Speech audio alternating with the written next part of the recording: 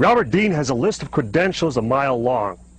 He served 4 years from 1963 to 1967 at Supreme Headquarters Allied Powers, Europe, the military arm of NATO. He was an intelligence analyst with a cosmic top-secret clearance. Well, Don, it began for me in 1963 when I was assigned to the Supreme Headquarters Allied Powers in Europe. I arrived in the summer of '63 and I was assigned to the Operations Division. I was further assigned to what we call SHOC, the War Room, the Supreme Headquarters Operations Center.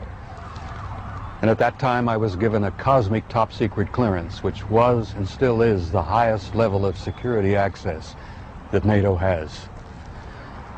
When I was assigned to the War Room, I learned that a study had been initiated in 1961, and everybody was talking about it. They were gossiping about it. And the subject was UFOs, and that intrigued me a bit. When that study was concluded in 1964 and it was published, and I was still working in the War Room at that time,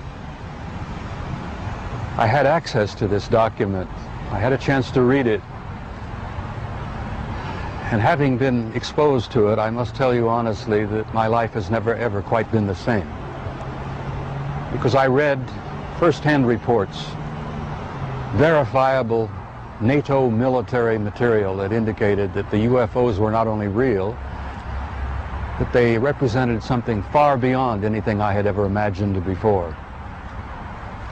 When the study was concluded in '64, they concluded that there were 4 different groups apparently coming and visiting us. Out of those 4 different groups, one group looked exactly like we do, so much so that they could sit beside you in a restaurant or in an airplane or in a theater, and you'd never know. And that particular point bothered the military guys a lot. The point being that some of these people from somewhere could be walking up and down the corridors of SHAPE headquarters, or they could be walking up and down the corridors of the Pentagon. One day at lunch, a lieutenant colonel made the remark, he says, "Jesus, do you realize they could even be in the White House?" And there was a little forced laughter at that point, I remember, because a lot of us over the years have had some misgivings about the occupants of the White House. But the point I'm making is that the idea that aliens could be here in our midst bothered the military, because if you're not paranoid when you go into the service, you're certainly trained very quickly to be so.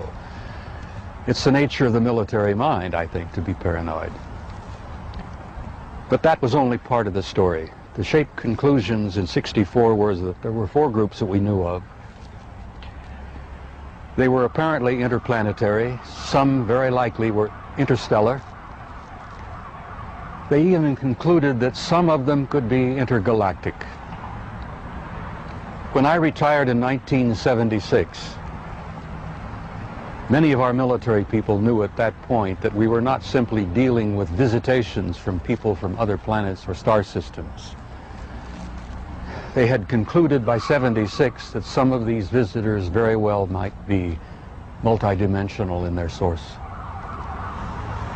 The evidence that we had collected and the evidence that they had repeatedly demonstrated to us, and that's no accident. It became very clear after a time that there was a program or a process of some kind underway, that they had demonstrated over and over and over again that they apparently were able to manipulate matter and time.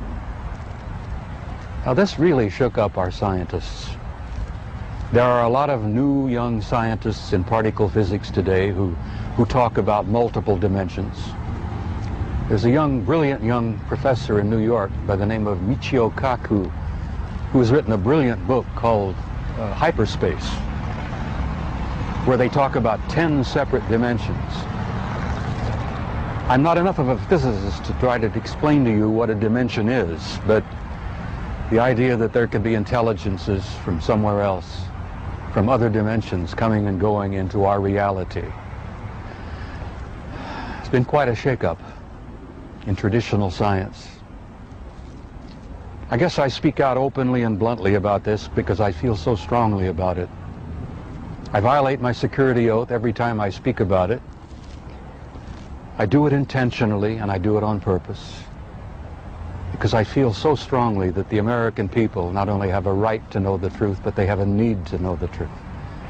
The truth, Don, apparently is simply this, that we're not alone, we've never been alone.